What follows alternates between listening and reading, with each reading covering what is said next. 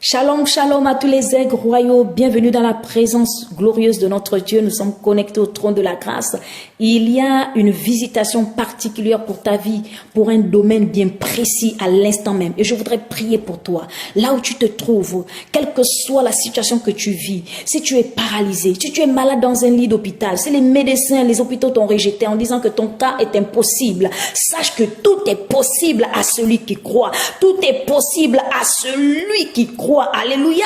Un homme était désespéré par le cas de son fils, à qui il a amené son fils vers les disciples, puis vers Jésus. Alléluia. Il était désespéré. Il ne savait plus quoi faire parce que les esprits maléfiques, les démons ou encore les œuvres des ténèbres avaient pour but de faire périr son fils, avaient pour but de le détruire, de l'anéantir.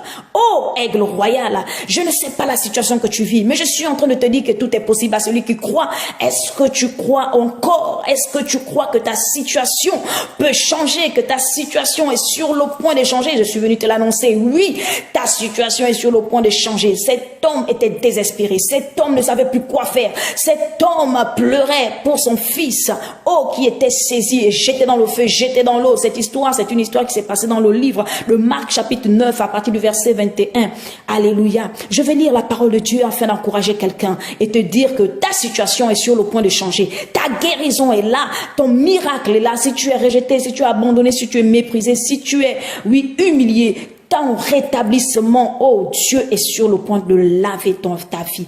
Il est sur le point de te restaurer. Il est sur le point de te guérir. Est-ce que tu crois? Alléluia. Cette maison que l'on t'a volée, cette maison que l'on t'a arrachée, cette opportunité que tu as perdue, quelque chose encore sur le point de se passer. Les éclus des cieux sont sur le point de s'ouvrir dans ta vie. Pendant que tu regardes cette vidéo, bien-aimé, écoute cette parole. Oui, dans le verset 21 de Marc chapitre 9, le verset 22, il est écrit: Jésus demanda au Père, combien y a-t-il de temps que cela lui arrive-t-il? Depuis son enfance, répondit-il.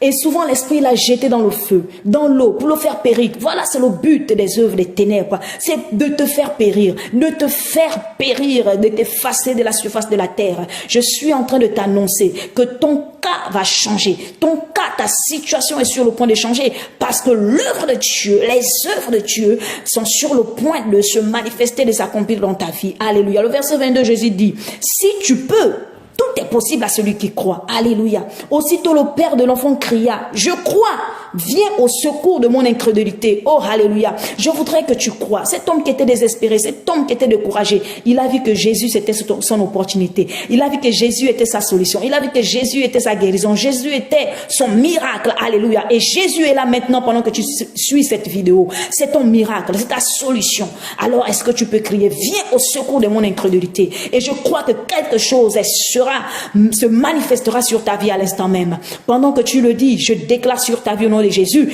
que le toucher de Dieu soit sur ta vie, que la délivrance soit sur ta vie, que le miracle soit sur ta vie, que la restauration, que la restitution soit sur ta vie au nom de Jésus. Au nom suprême de Jésus de Nazareth, reçois cette grâce, reçois ce miracle au nom de Jésus. Demeure béni, à très bientôt.